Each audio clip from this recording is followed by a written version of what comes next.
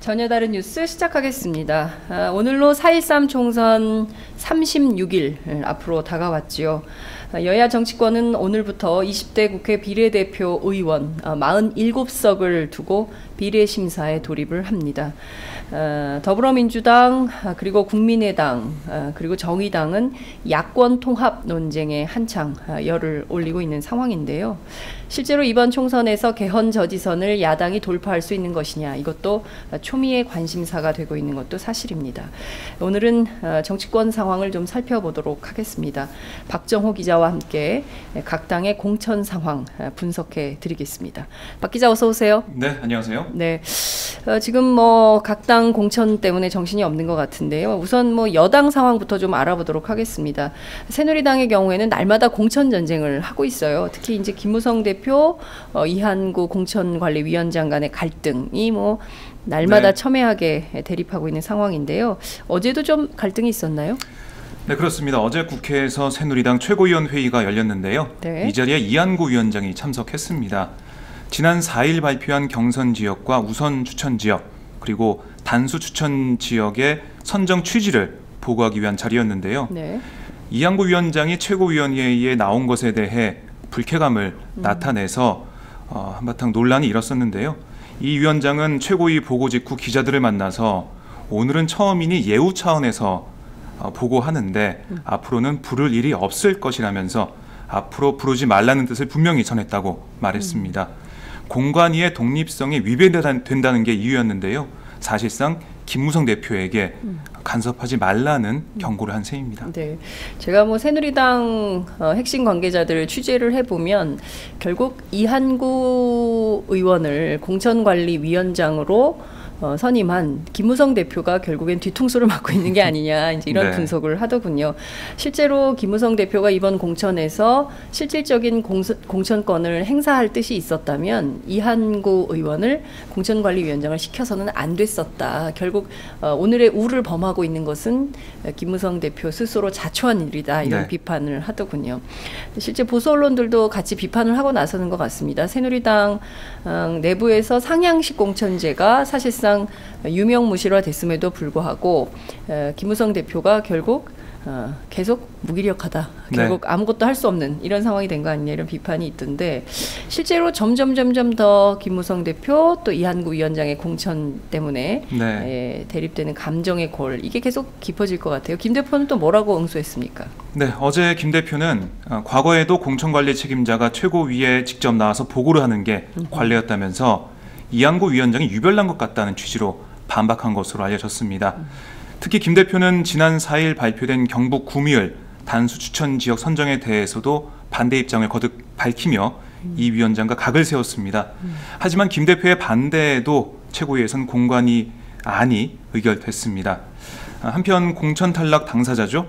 구미을의 친박계 3선 김태환 의원도 최고위에 참석해 공관위 결정의 부당성을 주장했지만 받아들여지지 않았습니다. 김 의원은 무소속 출마도 배제하지 않고 있습니다. 네, 결국 지금 권력 게임, 파워 게임에서 김무성 대표가 판판이 판정패를 하고 있다, 이렇게 봐도 과언이 아닌 이런 상황이 벌어지고 있군요.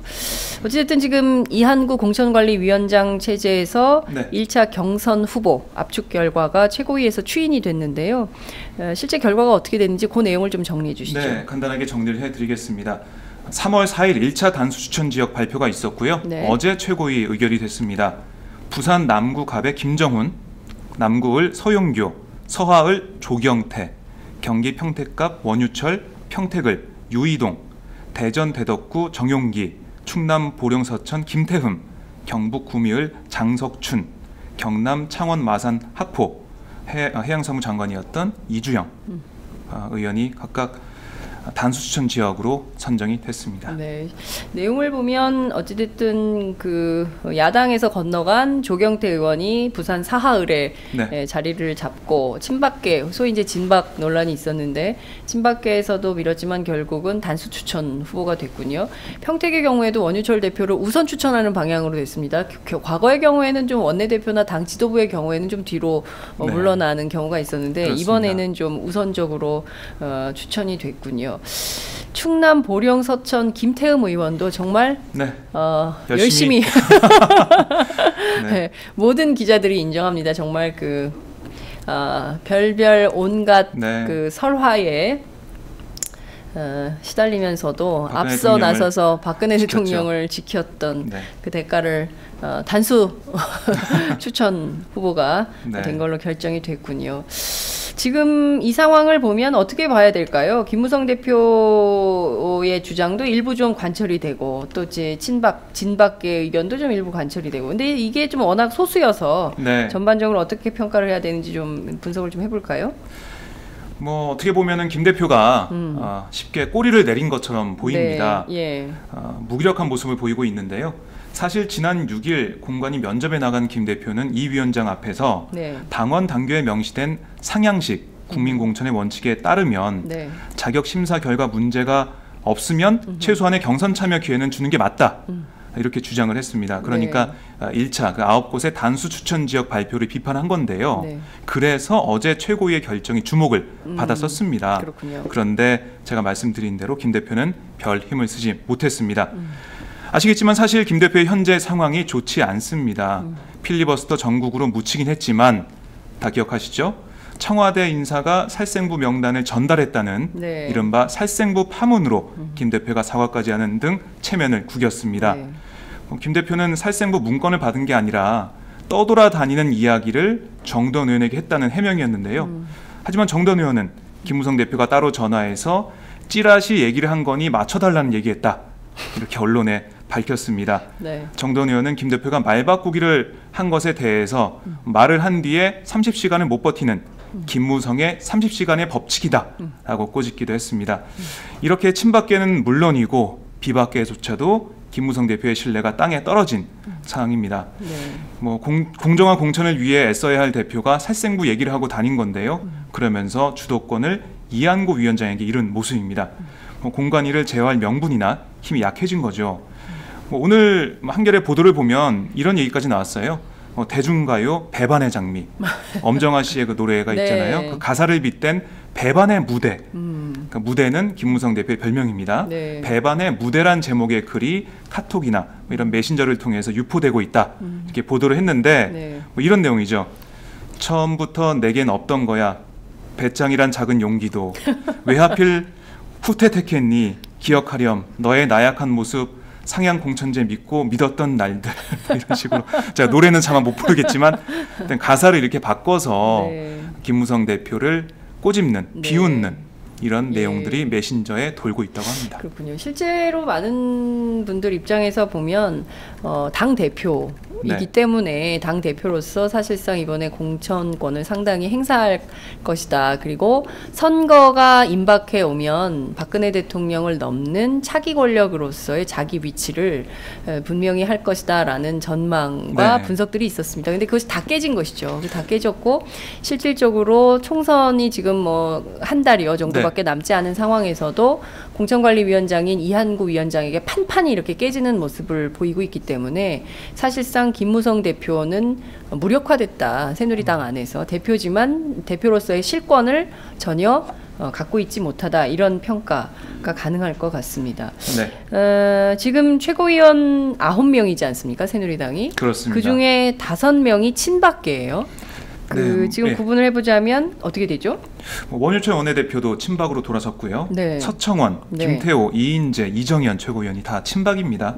다수죠. 그렇군요. 그러면 9명 가운데 5명이기 때문에 어떤 표결을 한다 하더라도 물론 뭐 모든 거를 다수결로 결정할지는 모르겠습니다만 네. 5대 4로 친박계 비박계가 갈리고 그렇습니다. 비박이 수가 적다는 게 네. 되는 겁니다. 그러니까 결과적으로 공천위원회 위원도 3분의 2 이상 찬성 표결을 하게 되면 비박이 밀리는 뭐 이런 상황이 되는 것이죠. 네. 근데 여전히 제일 중요한 것은 대구 경북 지역의 유승민계 의원들이 어떻게 될 그렇습니다. 것이냐. 특히 이제 유승민 의원을 낙천할 경우에 그 파문이 어느 정도까지 될 것이냐라는 얘기가 계속 정가의 핫 이슈가 되고 있는데요. 네.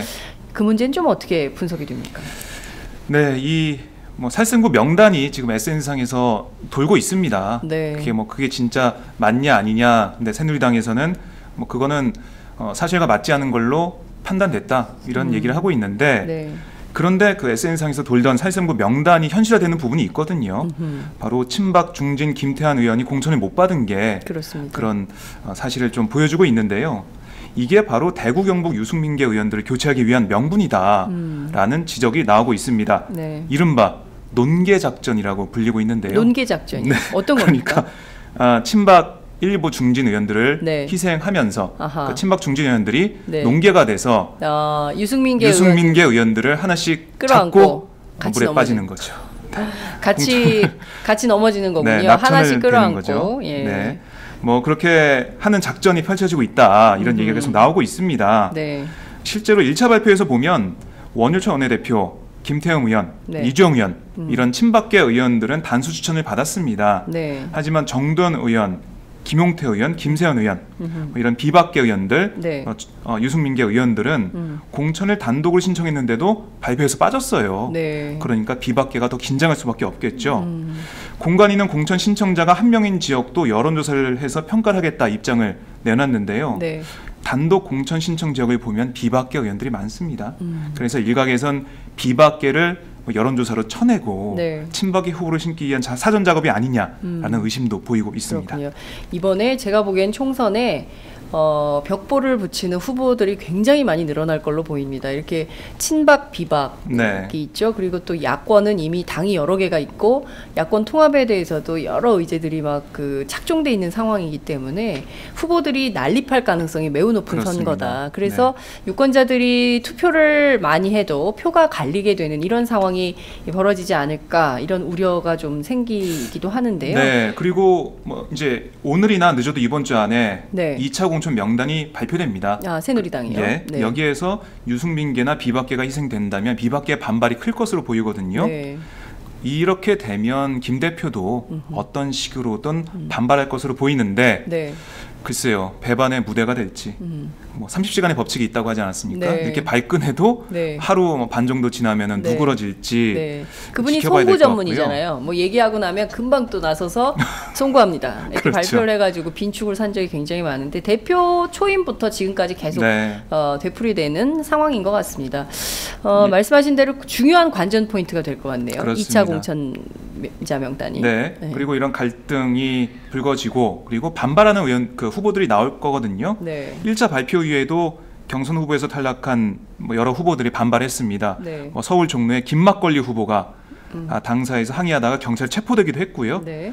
구미을의 또 다른 낙천자인 허성우 후보는 어제 김무성 대표실 앞에서 1인 시위를 벌이기도 했습니다. 네, 사실 뭐 당사에서 항의하는 공천에 불만을 품고 당사 앞에서 항의하는 장면은 뭐 매번 총선 네. 때마다 되풀이되는 모습이기는 한데요.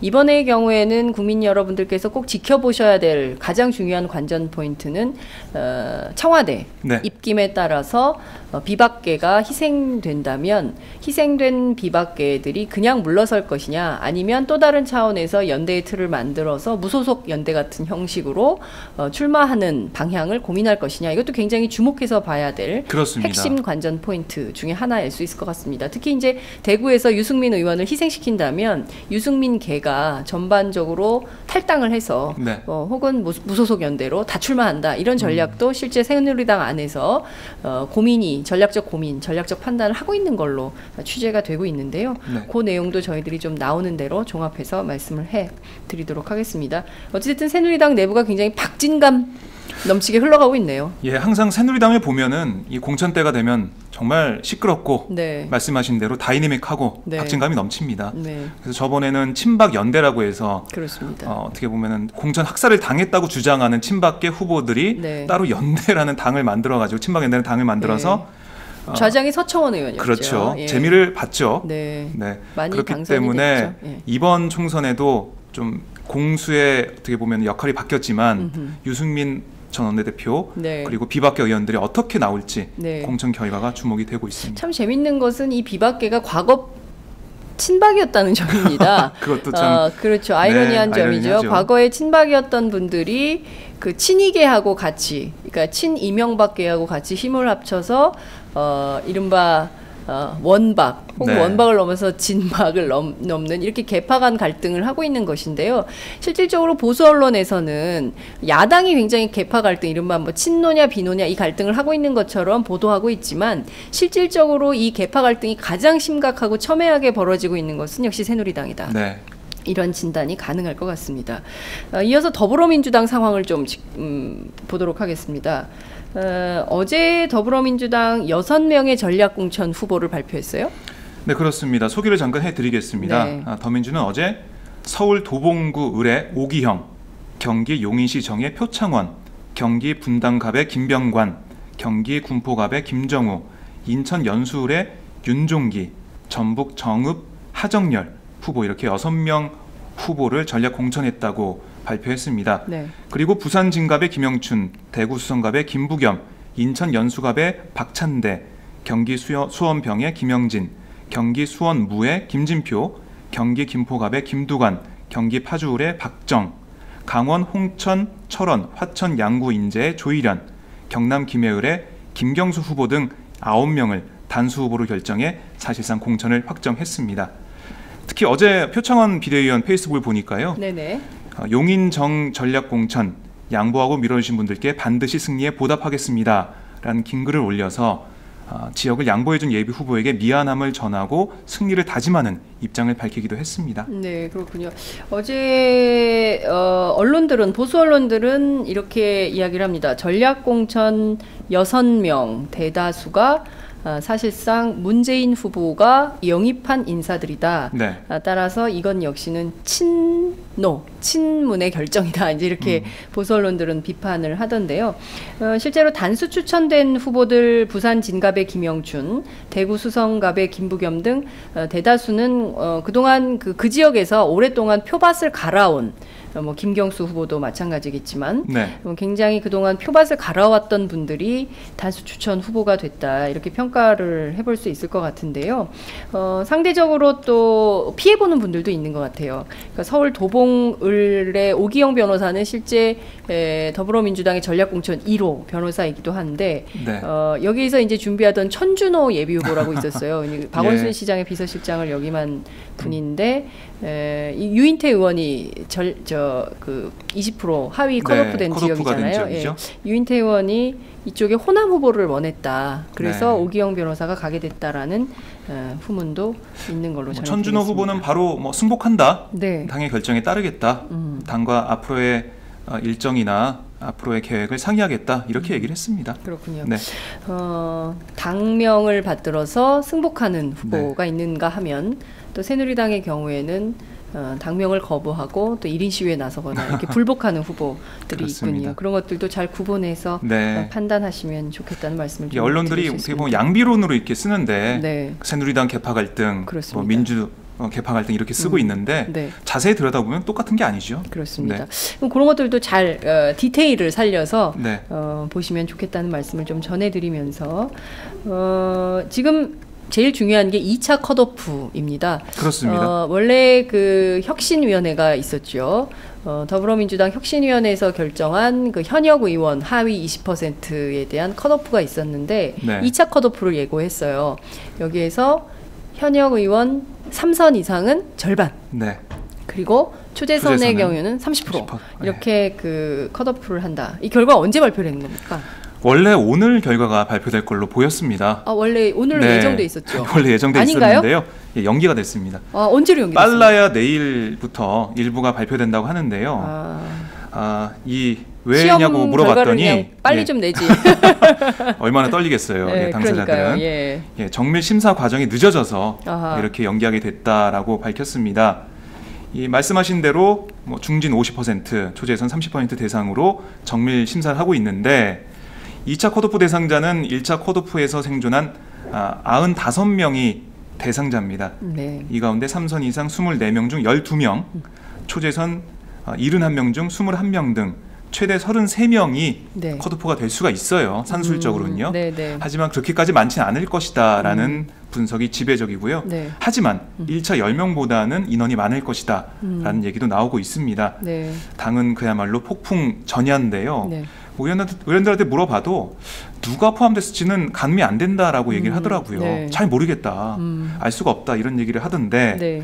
김종인 비대위 대표가 그동안 뭐 개파 패권주의 해소와 운동권 문화 청산 의지를 밝혀왔지 않습니까? 네. 그래서 이번 컷오프 대상자의 친노, 이른바 친노 의원 그리고 386 그룹 의원들이 얼마나 포함될지 여기에 관심이 모아지고 있습니다. 그렇군요. 친노 386 그룹 의원들 가운데 얼마나 사실 이 운동권 분들이 네. 과거에 뭐 시민운동 또 학생운동 독재 정권하고 맞서서 싸운 분들이거든요. 그렇습니다. 근데 김종인 대표는 그 시절에 군사 정권에 있었던 분인데 그분이 네. 당 대표로 와서 다시 또 이제 운동권 문화 청산한다면서 그 학생운동, 네. 노동운동, 또 시민운동 했던 분들을 또 하위 컷오프를 한다니까 이것도 참 역사의 아이러니다 이렇게 볼 수도 있을 것 같습니다. 네. 또 다른 측면에서는 그 굉장히 뭐 33명 얘기까지도 언론엔 나오고 있지만 실제로는 그 수가 많지 않을 것이다라는 네. 관측이 지배적인데요. 핵심 5인방이 있다는 거예요. 핵심 5인방이요? 네, 그래서 그 핵심 5인방이 누구냐라는 네. 것에 대해서는 두두두두 말해줄 수 없다라고 하는데 여하튼 최소 5인 이상이 대상이 되고 있다. 여기까지는 저희가 취재한 내용을 말씀을 좀 드릴 수 있을 것 같습니다. 네. 비례대표 경쟁도 굉장히 치열하죠? 그렇습니다. 모두 228명이 더민주 비례대표를 신청했는데요. 네. 현역 의원이 2명이 있습니다. 19대 국회 비례대표 1번이었던 전순옥 의원이 다시 비례대표를 신청했고요. 또 비례대표를요? 네, 신청했고요. 호남 지역구 불출마를 선언한 김성곤 전략공천위원장도 비례대표를 신청했습니다. 아니, 전략공천위원장이 비례대표를 네. 신청했다는 좀 게 말이 이례적인 됩니까? 상황이죠. 네. 아니 이분이 지금 그 지역구 불출마한다 그랬는데 어떻게 비례대표 신청을 하죠? 공천 관리를 하는 사람은 아닌가요? 전략공천위원장이면? 그러게요. 여기에 대해서도 지금 논란이 좀 불거지고 있습니다. 굉장히 충격적입니다. 네. 네. 호남 지역구를 포기했는데 네. 비례대표로 나오겠다. 이건 좀 글쎄요. 이거를 우리 상식적으로, 국민들이 상식적으로 예. 납득하기가 굉장히 어려운 상황 아닌가요?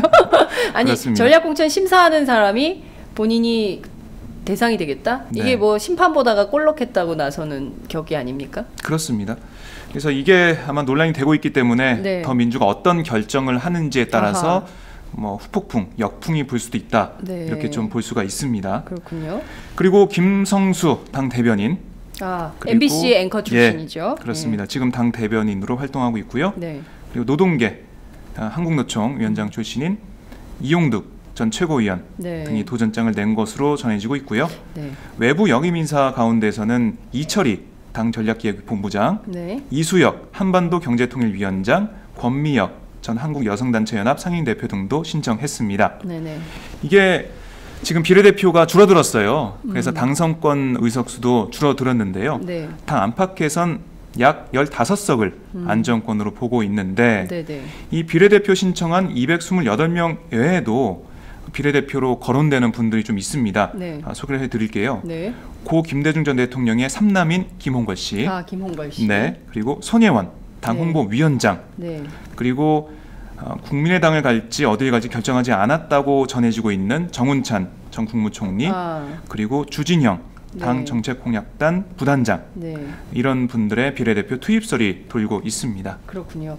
지금 공식적으로 비례 심사에 도전장을 낸 분들은 228명. 꽤 네. 많은 분들이 비례 심사에 도전을 했군요. 여기 뭐 개성공단에서 활동했던 김진양 교수도 신청을 한 걸로 알고 있는데요. 언론인 가운데는 김성수 대변인이 유일한 분인 것 같고요. 네. 그리고 인기를 끌었던 JTBC 썰전의 이철희 소장이 어떻게 될지 이것도 좀 지켜봐야 될 대목인 것 같습니다. 근데 이렇게 신청을 하진 않았지만 네. 주목받고 있는 비례 후보들이 김홍걸 씨, 손혜원 위원장, 정운찬 전 총리, 주진영 부단장. 네. 이분이 그 과거에 한화증권에 있었던 네. 분이죠. 그렇습니다. 경제 전문가들을 우대한다는 얘기가 있어서 실질적으로 주진영 단장이 뭐 유리한 거 아니냐 이런 당 내에 네. 설왕설래가 있더군요. 자, 이런 분들 이외에 김종인 대표는 어떻게 되는 겁니까?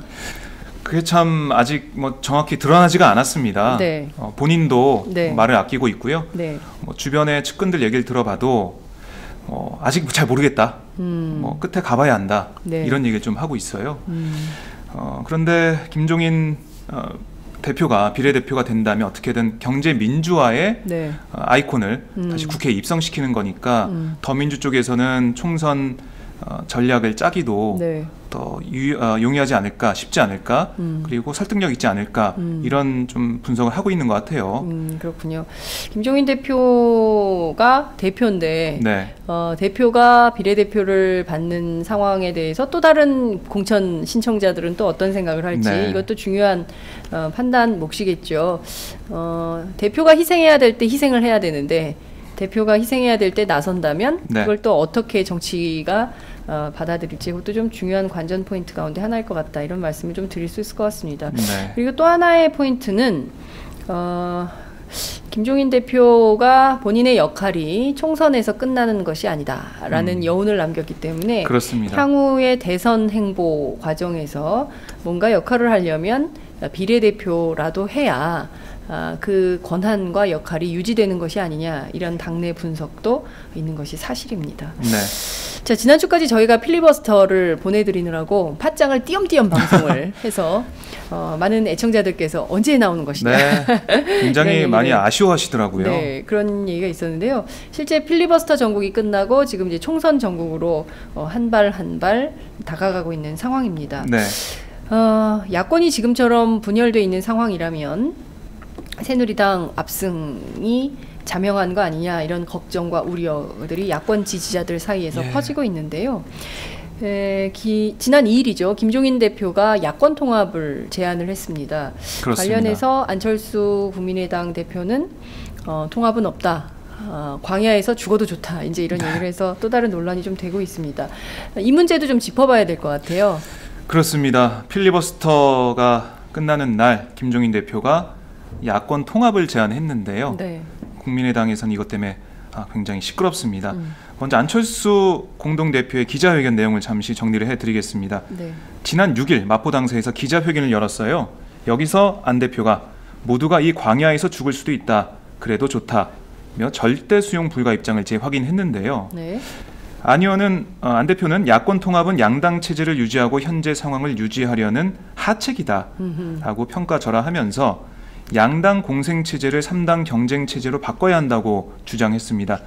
이어서 원칙 없이 뭉치기만 하는 것은 만년 2등, 만년 야당의 길이라며 야권 통합 불가론에 쐐기를 박았는데요. 그러면서 안 대표는 국민의당과 저는 힘들고 두려운 광야에 있다.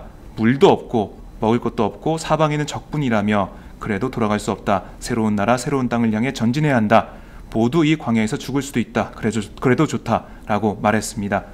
그리고 안 대표는 저희들의 분명한 목표는 기득권 양당 체제를 깨는 것이라며 총선 수도권 연대 가능성도 일축했습니다. 그러니까요. 이것 때문에 어제 최고위에서 또 그렇습니다. 김한길 대표하고 맞붙는 이런 양상도 벌어졌는데요. 방금 전에 오전 10시부터 그 안철수 대표가 예비 후보 등록과 관련된 기자회견을 했어요. 그 자리에서 뭔가 좀 얘기를 좀 했습니까? 네, 그렇습니다. 잠시 전인 10시에 네. 안철수 대표가 출마 선언을 했습니다. 노원구 도봉운전면허 시험장 내에 있는 카페에서 출마 선언을 했는데요. 네. 이곳은 발달장애인들이 바리스타로 일하는 그런 곳으로서 네. 안 대표가 지난해 12월 민생행보의 하나로 여기서 일일 바리스타 체험을 하기도 했습니다. 아, 그렇군요. 네, 안 대표는 자신이 약속을 지키러 나왔다. 부산으로 가라는 얘기도 있었고 서울 어디로 가라는 얘기도 있었지만 자신의 정치적 고향인 이 상계동 노원 병 지역에 네. 나와서 출마 선언을 한다라고 네. 얘기를 했습니다. 그리고 주민들에게 감사의 뜻을 전하는 감사 편지다라고 하면서 출마 선언을 했는데 네네. 이런 얘기를 했어요. 비판 받아도 괜찮다라는 얘기를 쭉 하면서 아내가 이렇게 비판 받아도 괜찮다는 얘기를 했다. 그런 얘기를 하면서 아내의 말로 자신의 지금 행보를 정당화하는 그런 논거로 쓰는 얘기를 좀 했고요. 네. 그러면서 부족했다, 죄송하다. 여러분이 보여준 기대와 희망을 아직 현실로 만들지 못했다라면서 네. 사과를 했습니다. 하지만 뭐 야권 연대나 야권 통합에 대해서는 뭐 입에 올리지 않았고요. 네. 기자회견 이후에 네. 기자들이 질문을 하자 뭐 내일 다시 말씀드릴게요라고 하면서 그러니까요. 아예 질문을 받지도 않았어요. 그렇게 얘기를 했고, 그리고 뭐 출마 선언 얘기는 뭐 그동안 안철수 대표가 얘기를 계속 했던 네. 그런 뭐 상식이 통하는 사회, 변화를 만드는 새 정치 이런 걸 하겠다라고 얘기를 했고요. 그리고 아이들의 미래를 네. 위한, 아이들이 미래를 마음껏 그리는 정치를 통해서 따뜻한 도시, 따뜻한 나라를 만들겠다라고 주장을 했습니다. 그리고 의미심장한 말을 했는데요. 네. 포기하지 않겠다. 포기할 일이었으면 시작하지 않았다라고 강조했습니다. 그렇군요. 뉴스가 결국 중앙당 얘기는 내일 하겠다. 네. 오늘은 뉴스가 없다라는 걸로 이제 압축이 좀 되는데요. 어찌됐든 지금 초미의 관심사입니다. 연대, 통합 이 문제를 어떻게 할 것이냐. 이 선거가 바닥바닥 다가오고 있기 때문에 네. 후보자들은 지금 입술이 바싹바싹 타고 있고 그걸 지켜보는 유권자들도 가슴이 조마조마한 이런 상황인 건데 안철수 대표의 이런 전략적 고민, 네. 그러니까 광야에서 죽어도 좋다라는 전술을 고수하고 있는 이유는 뭐 어디 있다고 진단이 좀 나옵니까? 먼저 안 대표는 이런 생각을 하고 있는 것 같아요. 국민의당의 힘으로 네. 연대를 안 해도 네. 국민의당 그 자체만으로도 이번 총선에서 30석은 확보할 수 있다. 이런 전략적 판단이 있는 것 같습니다. 네. 뭐 호남 28석 중에서 15석, 수도권에서 6석이나 7석 정도, 그리고 비례대표 9석 정도를 합치면은 30석이 된다라는 건데요. 뭐 이대로 된다면 양당 체제를 깨는 결과를 얻게 되겠지만 네. 글쎄요. 많은 분들이 이 방송을 보시는 분들, 방송을 들으시는 분들은 과연 가능할까라는 네. 의문을 던지실 겁니다. 네. 그리고 이런 양당 체제를 깨는, 그리고 국민의당이 3당이 되는 그런 힘을 바탕으로 해서 내년 대선에 도전하겠다는 그런 걸로 풀이가 되는데 지금 현실 상황을 보면 녹록지가 않습니다. 그렇군요. 말씀하신 대로 30석, 그러니까 국회에서 20석 이상을 하면 원내 교섭단체가 될 수 있기 때문에 그 정도만 하더라도 명실상부한 제3당 체제를 만들 수 있다는 확고한 믿음이 안철수 대표에게 있는 게 아니냐, 이런 분석이 가능할 것 같습니다. 그렇지만 김한길 대표의 경우에는 그 반대 입장도 네. 설파를 하고 있는데요. 그 얘기를 좀 짚어주시죠. 그렇습니다. 먼저 뭐 지지율 잠깐 설명을 좀 해드리자면요. 네.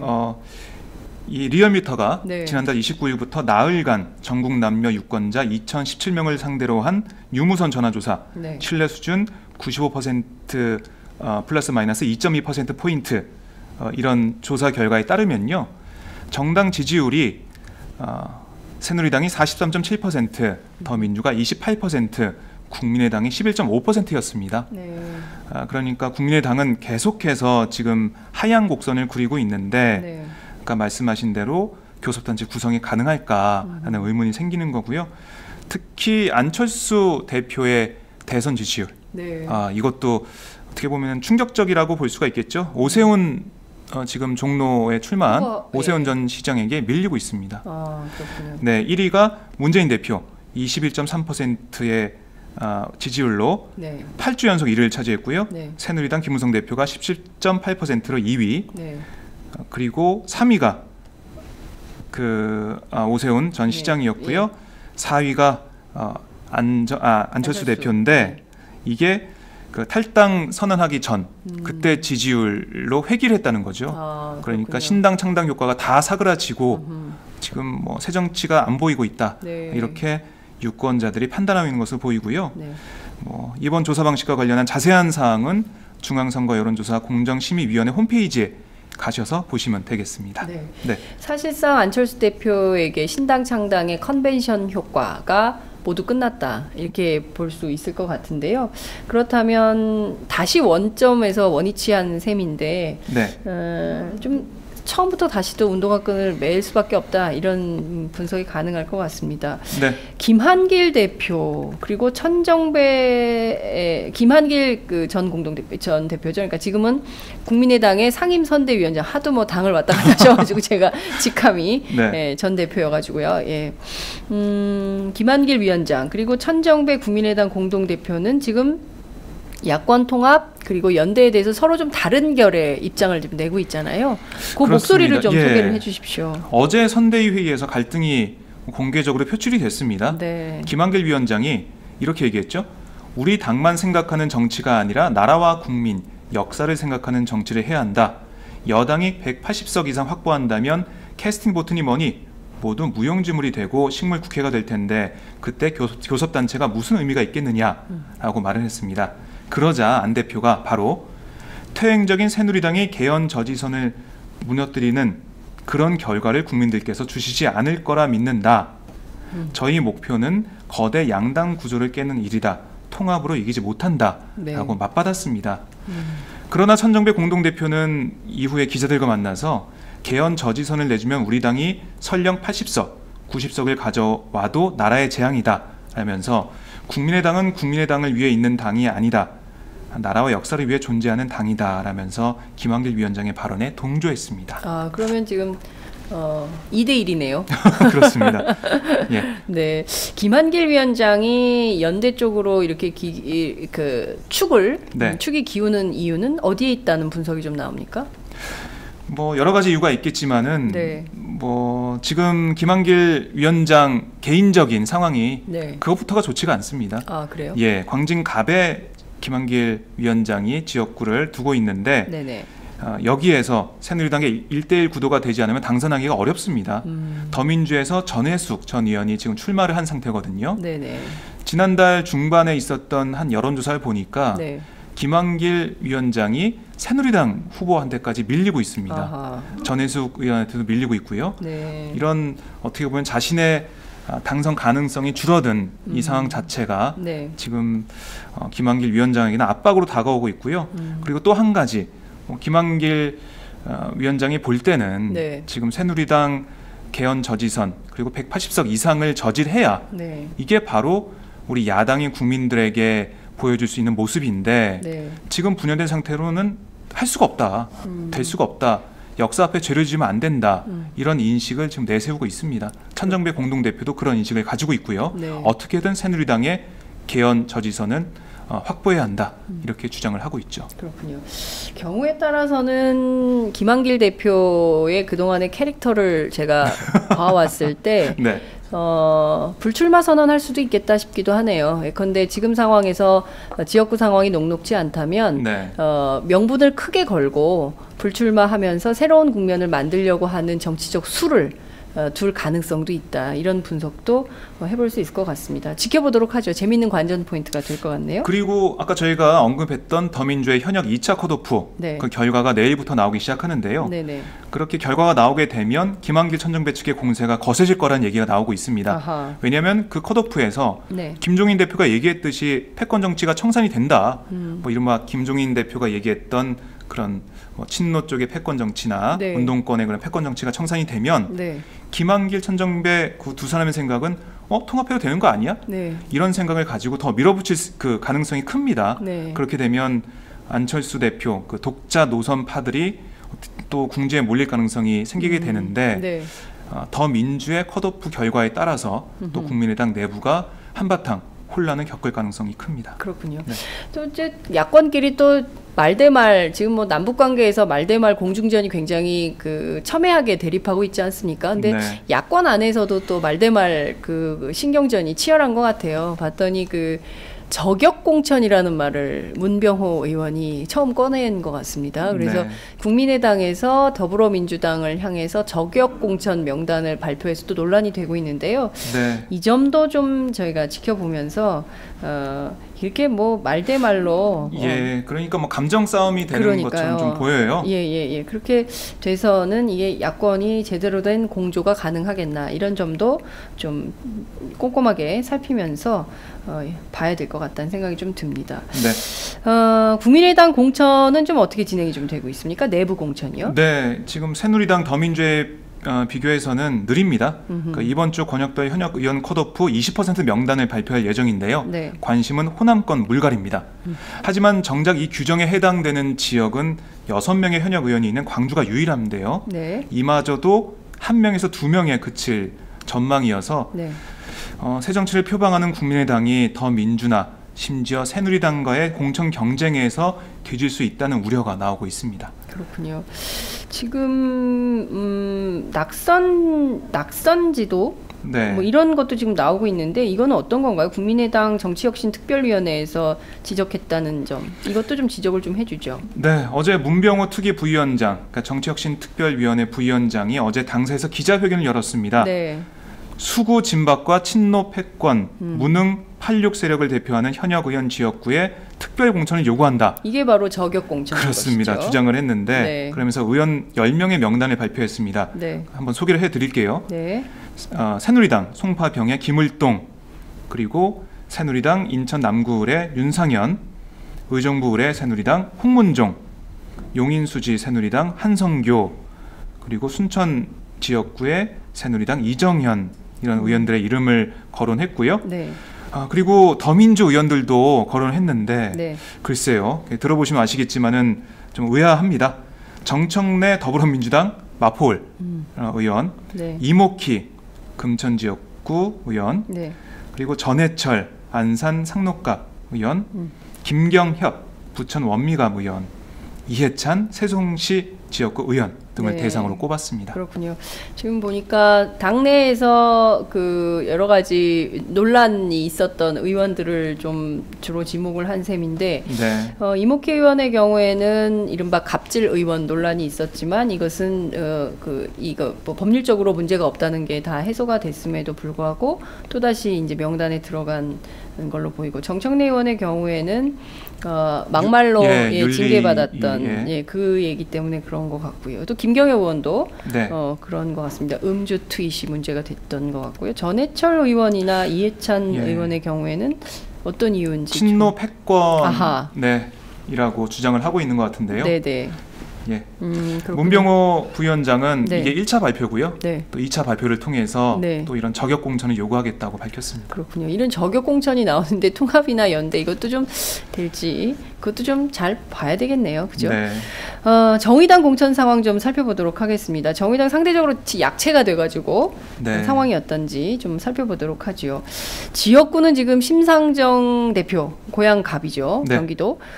경기도 고양갑의 심상정 후보, 그리고 경남 창원 성산의 노회찬 후보, 둘이 당선 가능성이 제일 높은 건가요? 네, 제일 높죠. 그렇군요. 그리고 박원석 의원 수원에 출마했고요. 네. 김재남 의원이 은평을에 네, 출마한 서울 상태입니다. 예. 네. 그리고 지금 현역 의원들이 이제 지역구를 선택했고요. 네. 서기호 의원은 네. 불출마를 선언했죠. 불출마 선언을 네. 했죠. 현재 비례대표 후보 순위를 정하는 투표가 진행 중입니다. 네. 11명의 후보가 지난 5일까지 열띤 선거운동을 펼쳤고요. 네. 그저께부터 당원 2만 2천여 명을 대상으로 온라인 투표, 현장 투표, ALS 문자 투표를 실시하고 있습니다. 이 결과에 따라서 후보 순위가 정해지는 건데요. 네. 최저 투표자 1명은 비례대표 명단에서 제외가 되고요. 그 10명이 그 순위가 정해지게 됩니다. 네. 근데 뭐 아시겠지만 비례대표가 54석에서 네. 47석으로 줄어들었죠. 7석이나 줄어들었어요. 그렇습니다. 그래서 국민의당이 있어서 또 정의당 비례대표 의석이 더 줄어들 것 같은데요. 네. 그래서 정의당은 3석에서 4석 정도를 비례대표 당선권으로 보고 있습니다. 그렇군요. 네, 19대 총선을 보면은 옛통합진보당이 10.5%의 정당 득표율로 6명의 비례대표를 당선시켰었는데요. 네. 20대 총선은 뭐 의석수도 줄어들고 네. 국민의당도 있고 해서 상황이 좋지가 그렇군요. 않습니다. 지금 뭐 여론조사 내용을 보면 정의당의 정당 지지율이 5% 이내, 그러니까 4%, 4.6%, 네, 뭐 뭐 이렇게. 적게 나온 데는 3% 후반대까지 이렇게 나오고 있기 때문에 이 정당 지지도에 따른 비례 의석을 지금 현재 있는 야권 가운데는 가장 적게 의석을 차지하지 않을까 이런 네. 분석을 해볼 수 있을 것 같습니다. 후보들 얘기를 좀 해보죠. 지금 어떤 분들이 좀 뛰고 있습니까? 정의당의 비례 후보는? 네, 그 11명의 후보가 있는데요. 네. 먼저 제가 눈에 띄는 후보들 먼저 소개를 좀 해드리겠습니다. 네. 팟짱 19였죠. 종창토크의 김종대 네. 전 디펜스 21 플러스 편집장이 눈에 띄고요. 네. 그리고 팟짱과 함께했던 쾌걸진보 팟짱 식구들이 많네요. 네, 조성주 후보도 보이고요. 네. 그리고 이정미 당 부대표 네. 후보, 그리고 언론개혁시민연대 사무총장 출신인 추혜선 후보도 보입니다. 그리고 이영석 당 장애인 위원장도 네. 보이고요. 네네. 뭐 이렇게 등등해서 여러 명의 후보가 뛰고 있습니다. 그렇군요. 그 보면은 이게 이제 여성 후보가 13579번 네. 이렇게 홀수로 앞번호부터 시작을 합니다. 이번부터 네, 네. 시작하고, 그리고 청년은 득표수의 30%, 장애인에게는 50%의 가산점을 주는데 네. 저는 조성주 후보가 청년 가산점을 받을 줄 알았더니 네. 그 기준인 만 35세를 넘었더군요. 오. 가산점을 못 받습니다. 그래요. 조성주 후보가 청년인 줄 알았는데 청년인 줄 알았는데 어느덧 만 35세 네. 넘었어요. 네, 중년으로 접어들었군요. 예. 자, 그리고, 아이고, 예. 이영석 당 장애인 위원장은 장애인 가산점을 받을 수가 있습니다. 네, 그렇군요. 지금 정의당 그리고 국민의당 또 더불어민주당의 그 야권 지형들을 살펴봤습니다. 그리고 새누리당인 여당 상황 짚어봤는데요. 각 당이 공천 상황 녹록지 않은 편이다라는 네. 말씀을 좀 드릴 수 있을 것 같습니다. 그리고 어찌됐든 선거운동을 목전에 두고 지금은 이제 공천 심사가 치열하게 진행 중이고, 아무래도 이제 4주 정도의 경선 지역들에서는 경선이 펼쳐질 텐데, 선거를 보는 그 정치 스포츠 노무현 대통령에 따르면 네. 정치 스포츠인이 선거의 계절에 좀 이렇게 정책 대결을 할 수 있는 그런 것들이 좀 많이 있어야 되는데, 이번에 보니까 전부 여야를 막론하고 안심번호제로 경선을 선택해서 대부분 네. 다 여론조사로 결정을 하게 돼서 후보들의 정견, 그리고 내가 왜 정치를 하려고 하는가를 유권자들이 직접 듣고 판단할 수 있는 기회가 많이 없어졌다. 그 그렇습니다. 점은 매우 아쉬운 점이 아닌가 싶습니다. 그런데 제가 볼 때는 특히 뭐 야권, 그 야당 후보들, 야당 의원들이 어떤 생각을 갖고 있는지를 보려면 그 오마이TV가 생중계를 했던 필리버스터를 보면 된다. 전 이렇게 얘기를 하고 싶습니다. 그렇군요. 거기에, 오마이TV가 예. 생중계했던 필리버스터를 통해서 네. 네, 후보가 될 만한 분인지 아닌지 판단을 좀 해보시면 좋겠다. 팟짱에도 많이 올라와 있죠. 그렇습니다. 그것도 많이 들으시고, 예. 그리고 뭐 주변에 많이 좀 알리셔야 될 것 같아요.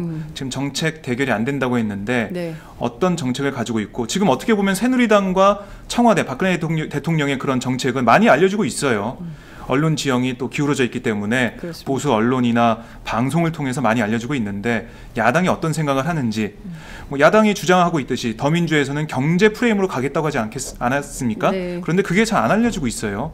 그런 것들을 잘 알아보시려면은 팟짱을 많이 들으시면 되겠다라고 네. 홍보 말씀을 드립니다. 네, 지금 보면 역대 선거 때마다 유권자 운동 단체들은 늘 정책 선거가 되기를 갈망합니다. 그러나 이번에도 정책 선거는 간데 없고 인물과 구도 중심의 네. 선거가 진행이 좀 되고 있습니다.